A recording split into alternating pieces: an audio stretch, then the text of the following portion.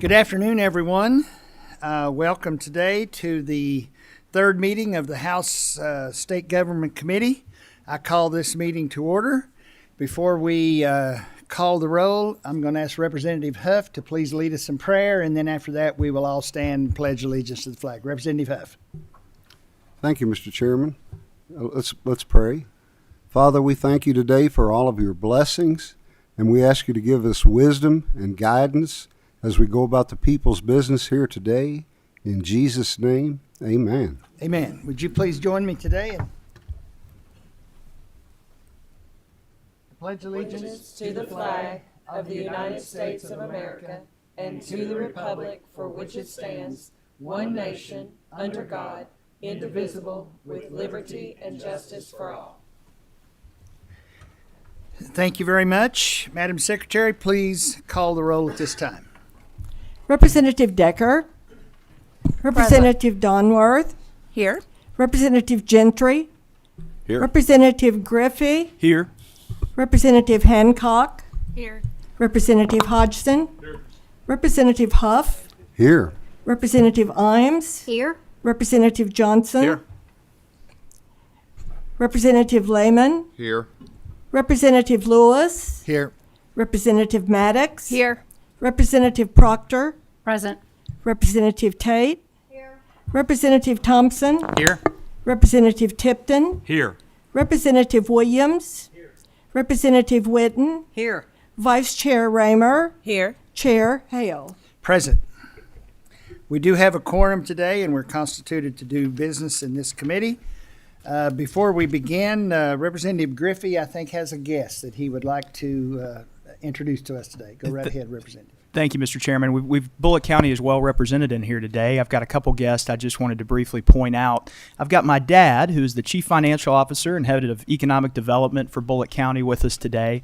And also I see the previous gentleman from Bullitt 26, Russell Weber, who's joined us today. So if we could we just make them feel welcome? We certainly will. We also have with us today a group of students from the UK Equine Department, from the UK Equine Program. And would they stand, those that are with us in attendance today? We want to make them welcome. Let's make them welcome today. Do we have any other members that has guests you would like to introduce? Representative Tipton. I know they've been traveling and visiting many offices today. I had a couple from my district, but we have students from Mercy Academy in Louisville here today. I just saw a group walk in, so good to have you here and learn about our legislative process. Let's make them feel welcome. Yes. Anyone else? Seeing no one else, just real quickly before we begin, please, everyone in the room, silence your cell phones. And we will begin at this time. The first item on our agenda today is House Bill 10, sponsored by Representative Hodgson. Hodgson's representative, would you please go to the table? And after introduction of yourself, you may proceed, and we do have a couple things to do before you start. But please, at this time, introduce yourself for the record. Thank you, Mr. Chairman. John Hodgson, District 36, Jefferson County. Thank you, Representative, for being with us today on the House Bill 10. There is a committee substitute, a proposed committee substitute to House Bill 10. There has been a motion. Is there a second? There has been a motion and a second. All in favor of the adoption of the sub, please say aye. Aye. Any opposed? The committee sub is now adopted. Representative Hodgson, to House Bill 10. You may proceed. Thank you, Mr. Chairman. So we have 7 elected statewide executive officers, from the governor on through the treasurer and the other offices that we're familiar with. Every 4 to 8 years, we have a transition in those offices where for a period of time, people are freed of the political consequences of re-election and things like that. There are temptations that come to those elected officials to do things that are in their own best interest or in their political interest and not necessarily the interest of the people of Kentucky. And transition provides a place where there's a means, motive, and opportunity to do things that are inappropriate, unethical, or even illegal. So what this bill attempts to do is to shine the light on some of these areas and make sure that all of our elected officials know that, particularly during that transition time, that there are records being preserved, there are eyes upon them, there are consequences for misbehavior, and hopefully we can have a more ethical Commonwealth going forward. So I'll briefly touch on what the bill does. There is a record preservation section. There are a number of things that are public record that by law do not have a retention period. This establishes a retention period for things, emails, text messages, documents that talk about appointments, permits, pardons, contracts, settlements, things of that nature that there might be a temptation to do some quid pro quo on. And all these records would have to be preserved prior to the transition and handed over to the transition team of the incoming executive officers. There's also an immunity section in here that if someone observes wrongdoing, they can come forward and be a whistleblower. If they provide credible evidence, they would be immune from prosecution regarding any of these 7 statewide offices. There is a second set of eyes on big things like settlements over $1 million. We've seen in the past some settlements get made for pennies on the dollar for perhaps political reasons, but that would require an extra set of eyes in terms of the Attorney General on those settlements before those could be paid out. With regards to contracts, no bid contracts at the end, there would be an extra set of eyes in the form of the Finance Secretary and the Treasurer to make sure that there is a situation that requires that no bid contract. And then lastly, it's a concept called borrowing, where out of the state government of about 30,000 people, about 800 of them are politically appointed and they're not in the merit system. There's a process that people sometimes do where they take a promotion into a politically appointed job, and then right before the gubernatorial transition or something like that, they will burrow down into the protected ranks and may or may not be supporting the agenda of the incoming administration. So this extends a probation period for them if they do that. We do have a lot of people that continue to serve honorably in state government through multiple administrations of both parties, but there are some individuals that can undermine the administration of the incoming policies of the incoming administration, and this attempts to make sure they're held accountable for their actions to behave professionally. So that's the contents of the bill. The AG would have original jurisdiction over all this to take action, but I would glad to answer any questions. All right, do we have a motion on the bill as amended by the committee substitute? There is a motion made by Representative Tate. The second is made, and we do have a motion and a second. We do have a question. Representative Lehman, please go ahead, sir. Thank you, Mr. Chairman. Can I ask 2 questions? Yes, sir, you may. Go right Okay, ahead, please. thanks. So one I have is just around some of the timing on this. And so when you talk about the record retention policy and then the immunity section 1, I mean, I guess my question, why limit this to periods of time around an inauguration? I mean, some of this seems like would be good practice. Why wouldn't this just be for the entire term? I think there's a particular risk around the time of transition, particularly after an election, if somebody knows they're not going to be in office again, but they have not got the new executive sworn in yet. There's opportunities to do things that they might not ordinarily do. So it's a heightened risk time around transition, both before and right after. Okay, thanks. And second question was around the Attorney General's involvement. Now, look, I'm not a constitutional lawyer, but I worry about, these are 2 independently elected officials. I mean, the governor is the highest ranking executive in the state. I mean, would it be more appropriate to consider legislative oversight or, some appointment from LRC? I don't know. Again, I don't know the case law history in Kentucky well, but I just putting the Attorney General sort of above or oversight over the governor just doesn't seem quite right to me. Yeah, it's really more of an extra set of eyes in concert with the Finance Secretary who is appointed by the governor, just saying that an individual by themselves cannot go approve this settlement at the last hour without oversight, because we have had major settlements as someone was leaving office settled for pennies on the dollar, just for expeditious political reasons. Okay, thank you for that. Representative Hancock. Thank you, Mr. Chair. I have a few questions. regarding the merit, non-merit employees. Representative, if you could Okay. just pull your mic down. Oh, where it's they closer. There, is that better? Thank you. Just because, it's my constituent base, so that's what my questions are concerning.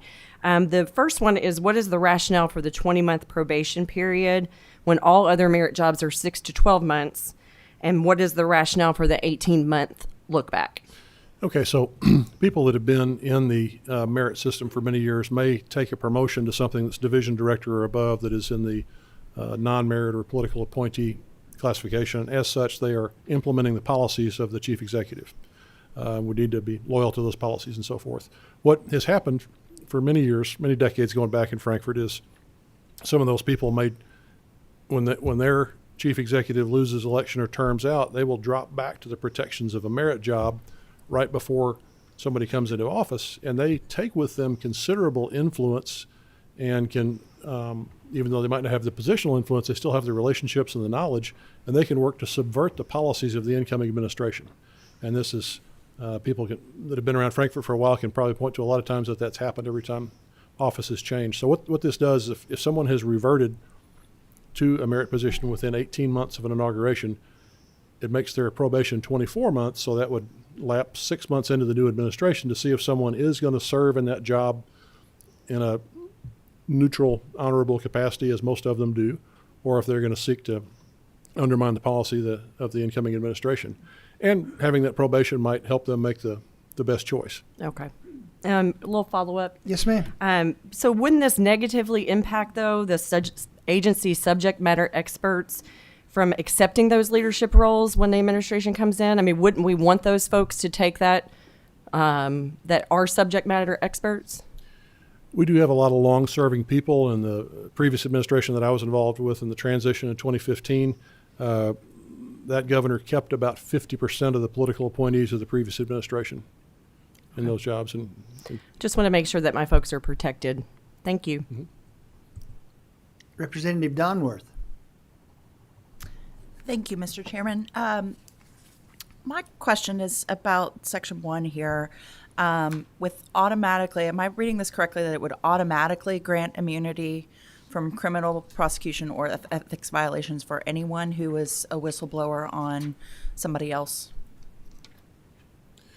yes, they've got to provide credible evidence that could lead to prosecution. You don't have to have a conviction, but that's normally up to prosecutorial discretion. But in this case, it would give the extra push of law to say you're specifically granted the opportunity to have immunity, because people in Frankfurt, this is a political town, you can suffer severe blowback and ramifications for blowing the whistle on the wrong person. So I want to make sure if people see wrongdoing that they can report that and have justice served without risking their livelihood. Okay. You have a follow-up comment, please? Yes, please, go ahead.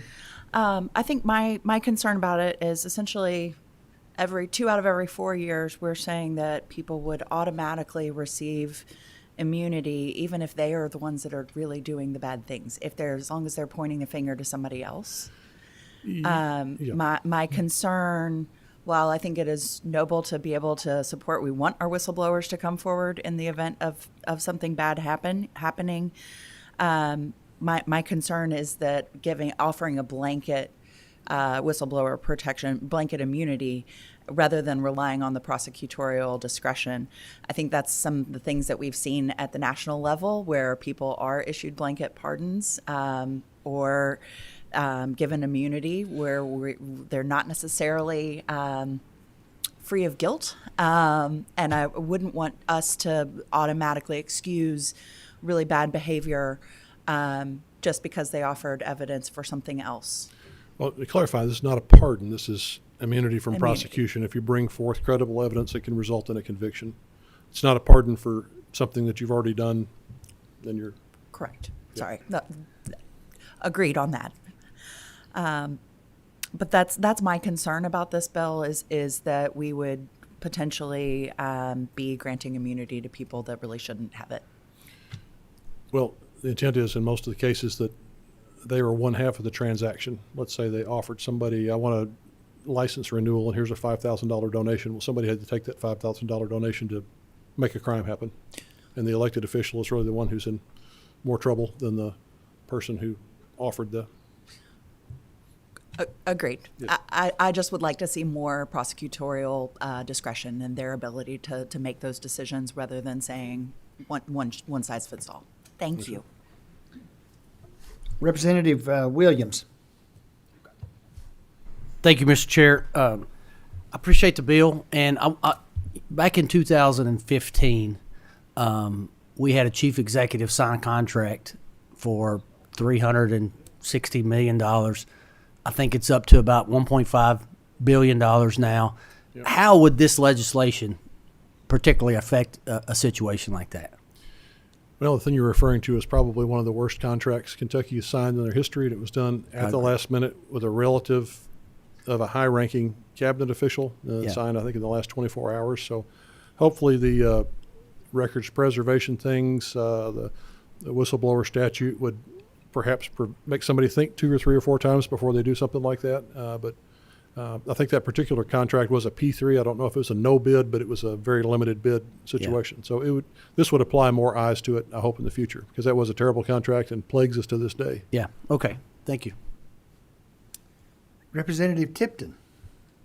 Thank you, Mr. Chairman. They say great minds think alike. Representative Williams stole my question.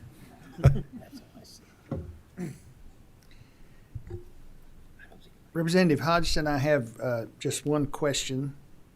In your preparation for this piece of legislation that you're bringing before us today, how egregious of evidence have you actually discovered that's actually been happening to prompt you to bring this forward? Well, in 2015, when I came in as the operations director for the transition at that time, we found people having 6-figure no-show jobs. We found people that had signed affidavits that they had been coerced into giving a political donation to keep their job. We found contracts that had been settled for pennies on the dollar. We found contracts that had been signed for millions of dollars at the last minute. We found allegations of people having to donate as much as $20,000 to be appointed to a board seat. I could go on with a pretty lengthy list. We had a cabinet secretary that served time in federal prison for his actions in office. Been a lot of bad stuff happened in the history of Frankfort, and I think it's time for Kentucky to outgrow that reputation and shine a bright light on what all of our executive officers are doing. Any other questions? Seeing no further questions, Madam Secretary, would you please call the roll on House Bill 10 as amended by the committee substitute? Representative Decker? Yes. Representative Donworth? May I explain my vote, please? Yes, ma'am. I'm going to pass for right now. There's some great pieces of this legislation, some pieces I have some concerns on, and I need to figure out where I fall still. Thank you. Representative Gentry? Explain my vote, please. Yes. Mr. Chair, I must have overseen or did not see the sub when it came in, and I'm trying to absorb it right now, so I'm going to pass at this moment. Thank you. I understand that, sir. Thank you. Representative Griffey? Yes. Representative Hancock? Can I explain my vote? Yes, ma'am. I'm going to pass today. Just my concerns with our merit and non-merit employees. I'd like to have some conversations to make sure we hold the integrity of that process.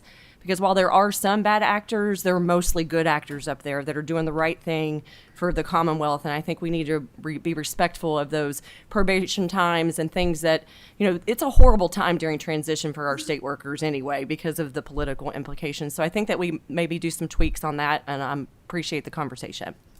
So I'll pass. Representative Hodgson? Yes. Representative Huff? Yes. Representative Imes? Yes. Representative Johnson? Yes. Representative Lehman? Could I explain my vote also? Yes, sir. Go right ahead. Thanks. I'm going to pass, and mostly I'm struggling with potential constitutional issues with the Attorney General. Especially if the Attorney General is going to be the one that would probably file suit and prosecute anyone who's of wrongdoing. I feel like it's sort of a strange situation where they would also be sort of incorporated into the oversight process early on. So I don't know if there's a better, and again, we're legislators. I think we should be more involved in the budget oversights. I'd encourage thinking about a way to get the legislative branch more involved in this. But so I'll pass for now. Thank you. Representative Lewis, Yes. Representative Maddox, Yes. Representative Proctor, Yes. Representative Raymer, Yes. Representative Tate, Yes. Representative Thompson, Yes.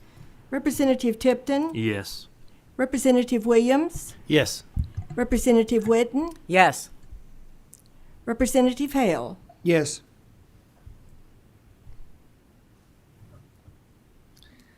House Bill 10, as amended by the committee substitute, passes with 16 yes votes and 4 pass votes, should pass favorably on the House floor. We do have a motion on a title amendment to House Bill 10. Is there a motion to, there is a motion on the title amendment. There is a second.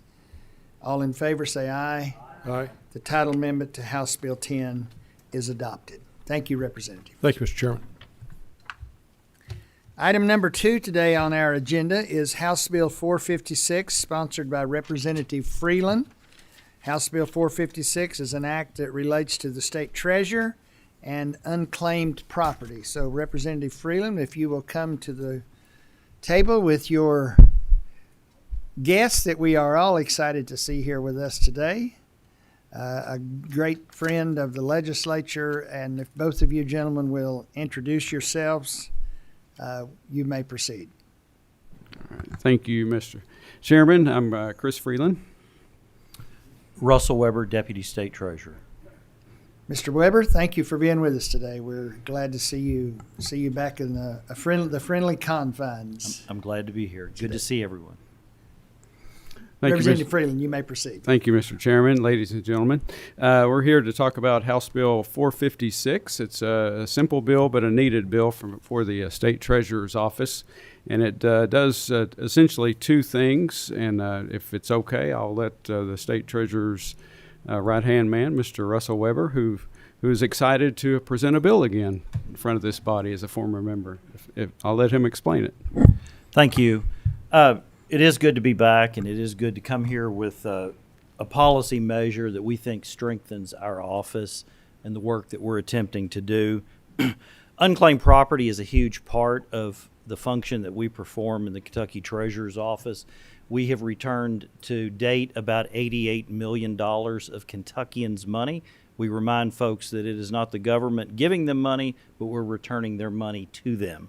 So we would like, as part of our effort to expand awareness on unclaimed property, to declare the 4th week of September of each year as Unclaimed Property Week. And we would use that designation as a way to kind of highlight unclaimed property. That falls right before a reporting deadline for holders. So it kind of gives us some extra ammunition in relation also to a federal designation to promote unclaimed property. The second measure would eliminate the requirement that the state treasurer actually live in the seat of government, which would be Franklin County, Kentucky. That restriction was placed on the treasurer in 1942. In a day and time when we have technology now and travel is much more convenient, we now have the interstate system. Whereas previously folks coming from Louisville and other parts of the state would take US 60 to come in. With the new technology and everything available, we're asking that designation be removed. Treasurers, if they want to live here, they're more than welcome to, if that is what they prefer. But many times living in the current treasurer, living in the close vicinity to the state's capital, we just like to see that restriction removed. The third portion of the bill removes the ban on mineral proceeds from being turned over to unclaimed property. Mineral proceeds can be thought of as unpaid royalties to landowners. We go through a process on reporting assets to the Treasury for unclaimed property, anywhere from 1 year up to 3 to 2 or 5 years in some instances. And there has to be a diligent effort made by the individual holding the asset to contact the individual. These royalties or bonuses, think of it that way, related to coal, oil, natural gas, those types of things. These do belong to the citizens of the state. The unclaimed property serves as kind of a central holding for those assets that folks are aware of, and so we'd like to see those reported to the Treasury and held by us as a way for Kentuckians to reach out to us to reclaim what is rightfully theirs. So that's an explanation of that. The fourth item on page 2, 8, section 2, the current law says if a holder makes a fraudulent report, there are some penalties. We would like to add to that they have to file a report that completes all of the necessary information. It's sometimes very difficult for us, especially if a number of years pass by, attempting to help Kentuckians who are trying to claim their unclaimed property if we've been given information that isn't complete. And since it is a requirement by the law that these holders report anyway, we're just saying we want you to go the extra mile to report what you should be reporting in its entirety to help us return the property there. So that in a nutshell are the 4 items related to House Bill 456. There is a motion on the bill. There has been a motion. There is a second. Is there any discussion? Representative Gentry. Thank you, Mr. Chair. Good to see you, Russell. Glad to be here. I have a curiosity question more than anything else. Do we know why this residency requirement was put in there to begin with? I have done some I've done some research on it, and I think it had a lot to do with the fact that before computers and computer systems and our ability to store information, and we run everything through the state EMARS system. At that time, the treasurer literally kept the state's checkbook. Prior to that, the checkbook was kept in the treasurer's possession. That had its own pitfalls. That's why we changed the Constitution to keep treasurers from succeeding themselves, because one treasurer ran off with about $250,000 in cash. So I think that's more of the reason, was that it was important for the treasurer to be on hand to sign documents and to be present at a moment's notice. With technology now and our ability to, through the treasurer, to place signatures on documents without him being physically present, but okaying the signature on the document, I think it's an outdated notion. Thank you very much for that. Representative Donworth. Thank you, Mr. Chairman. I have a couple of quick questions. Yes, ma'am. One of them is kind of a follow-up to Representative Gentry's question about the residency. Are other constitutional officers required? Do they have the same residency requirement? I don't think they do. To my knowledge, no. Okay. That's kind of my question, is making sure that things are consistent. And my other question is more of a capacity question about having the 4th week of September as Unclaimed Property Week. Is that really intended for promotional purposes, that people would still be able to submit for unclaimed property throughout the year, or would that be limiting the window only to that week in September? They can submit unclaimed property claims any time of the year. This is only for promotional, for us to kind of highlight 1 week of the year where we can likely get interviews with media, folks that have an interest. They'll pick up on that this is Unclaimed Property Week in Kentucky, and they'll want to reach out to us and talk to us about what that involves and what that means. Anytime we have any kind of media exposure on unclaimed property, we see a dramatic increase in the number of claims that come through. Our goal is to return as much money to Kentuckians that it belongs to them, and we're trying to use every means possible to do that. Yeah, it's just an awareness issue. Thank you. I figured that was the case. I just wanted to make sure everybody Absolutely. in the audience Thank you for heard the that question. too. Thank you. Any other questions? Before we vote, Representative Hodgson, as the chairman of this committee, I am directing you to look into the $250,000 embezzlement. If you can find proof of that, then bring that back to us at the next meeting, if you don't mind, please. I think, yeah, the statute of limitations may have run out on that. Madam Secretary, please call the roll. Representative Decker, Yes. Representative Donworth, Yes. Representative Gentry, Yes. Representative Griffey, Yes. Representative Hancock, Yes. Representative Hodgson, Representative Huff, Yes. Representative Imes, Yes. Representative Johnson, Yes. Representative Lehman, Representative Lewis, Yes. Representative Maddox, Yes. Representative Proctor, Yes. Representative Raymer, Yes. Representative Tate, Representative Thompson, Yes. Representative Tipton, Yes. Representative Williams, Representative Whitten, Yes. Chair Hale. Yes. House Bill 456 passes unanimously, 19 yes votes, 0 no votes with favorable expressions. Should do the same on the House floor. Representative Freeland, thank you. And Russell, it's good to see you back with us today. We appreciate your service to the legislature over the years, and it's always good to see you again. Thank you all. Thank you, very Mr. much. Chairman. Thank you, ladies and gentlemen. The last item on our agenda today, the third and last item, is House Bill 480, sponsored by Representative McPherson. House Bill 480 is an act relating to state contracts. So Representative McPherson, if you will please come to the table with your guest, and we will start with you, sir. Introduce yourself for the record, and then both of you ladies do the same. Make sure the green light is bright on your mic there, and after you introduce yourself, Representative, go right ahead. Yes, thank you. My name's Shaw McPherson, State Representative, 22nd District. I'm Danielle Clore. I believe your mic needs to be I'm so sorry. closer a little bit.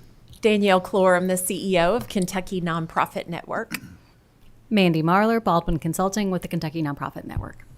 Thank you all very much. Representative McPherson, you may proceed. Yes, so I want to first thank you, Chairman, and thank you, members of this committee.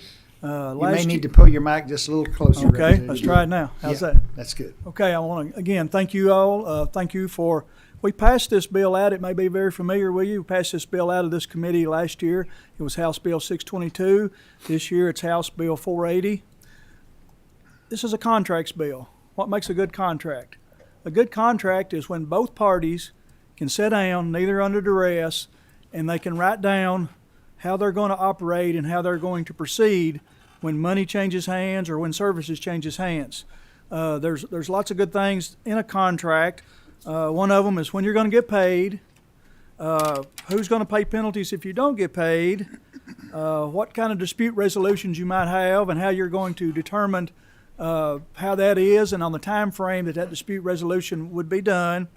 And then again, this is the minimus of a contract. This is the framework, and I think framework for what I would say was good government, was good efficient government. And if you want to write something else into this contract, there's every section. It's just a disciplinary thing to bring you down to say, sit down and write this out and understand you're about to receive goods or services or payment, and then you want to know how you're going to do that and the terms of it. Again, if you need to put something more in this contract, let's just say that we are putting some money up for a state portion of a federal contract, and you need to bring this down. Well, you can write in this contract that if that federal portion does not come down, then this money would sweep back. So we're not trying to expose the state we've heard some concerns that we're trying to expose the state of putting money forward. That's not the case. We want every taxpayer dollar to be used the most efficiently it can. So with that said, I will defer to these two ladies here and let them explain further. Yes, ma'am. Go right ahead, please. Either one of you. Again, thank you all very much for having us here today and for your previous support of this legislation. I think ultimately our concern at Kentucky Nonprofit Network is really Kentuckians who are relying on services and programs that nonprofits are delivering in partnership with the Commonwealth. And when those payments are late, it is difficult for those nonprofits to deliver services, to meet payroll, and frankly, to pay their vendors on time. So it certainly has a ripple effect. And so we appreciate the opportunity we've had to work with the Finance and Administration Cabinet on the regulations they've promulgated. And we believe these need to be in statute so that we can protect these agreements moving forward. Go ahead, ma'am. I will just give that a ditto and happy to answer questions. All right, thank you. Motion on the bill. We do have a motion and we do have a second on the bill. House Bill 480. We do have one question that I see at this current time. Representative Johnson, go right ahead, sir. Thank you, Mr. Chairman. So this is primarily dealing with slow payment effectively. Is that where we are? Is there a mechanical issue with slow payment, or does it just seem to be administrative? Though I cannot endeavor to speculate on what the instance is in all agencies, what we do know to be true is that for a number of reasons, sometimes given and sometimes not provided, we are seeing a lack of prompt payment. And sometimes that's a number of days, sometimes that is a number of months. So this just really reinforces the idea that we're going to hold government to a standard to pay our bills on time and to have clear contract that agencies and vendors understand and can move forward efficiently with. Didn't we vote on this last year? The General Assembly did pass this measure last year, so it passed out of this committee, off the floor, and then ultimately passed in both chambers last year. Okay. So what is different that we're doing this year that we didn't do last year? There are very few changes to this bill. It was vetoed last year, so we're bringing it back to you. But I would just highlight. Enough said. You answered my question. If I could speak to that just a minute. Yes, sir. may, go ahead, Yeah, please. So they want, this current administration says that we can do most of this in regs, and we just want to codify it in law. If it's good practice, let's codify it in law. Last comment, Mr. Chairman. then Yes, shut up. please.